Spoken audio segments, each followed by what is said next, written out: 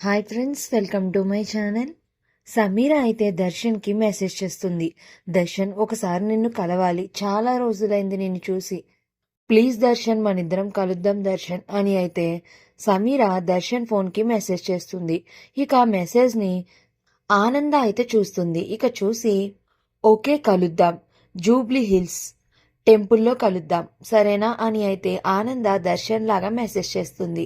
ఇక అప్పుడు సమీర ఓకే, నేను నీకెంతో ఇష్టమైన రెడ్ కలర్ డ్రెస్లో వస్తాను అని సమీర మెసేజ్ చేస్తుంది.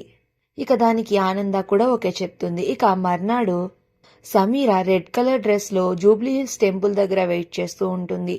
ఇక మరో పక్కన కార్లో సమీర, ఆనంద, శరణ్య, దర్శన్ వీళ్ళు ముగ్గురు కూడా కార్లో ఎక్కడికో వెళ్తూ ఉంటారు. అలా వెళ్తూ వెళ్తూ దర్శన్, పక్కనే ఉన్న టెంపుల్ దగ్గర ఒకసారి ఆపుతావా, మేము లోపలికి వెళ్ళి దర్శనం చేసుకుని వస్తాం అని అయితే ఆనంద అంటూ ఉంటుంది.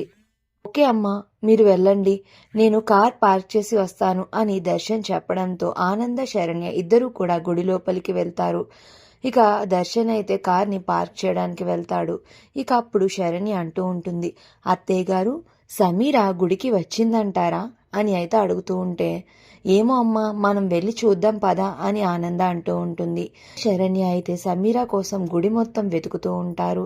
ఇక సమీర అయితే దర్శన్ కోసం ఎదురు చూస్తూ ఉంటుంది. సమీర ఫేస్ మార్చేసుకోవడం వల్ల సమీరాని చూసినా సరే గుర్తుపట్టకుండా ఆనంద వాళ్ళు పక్క నుంచి వెళ్ళిపోతూ ఉంటారు. ఇక సమీర కూడా వాళ్ళని చూడదు. మరి వీళ్ళు సమీరాని వెతుకుతూ ఉండగా మధ్యలో దర్శన్ వచ్చి సమీర దర్శన్ గుర్తుపట్టి సమీర దర్శన్ మళ్ళీ మాట్లాడుకుని ఒకటవుతారా అనేది నెక్స్ట్ రివ్యూలో తెలుసుకుందాం.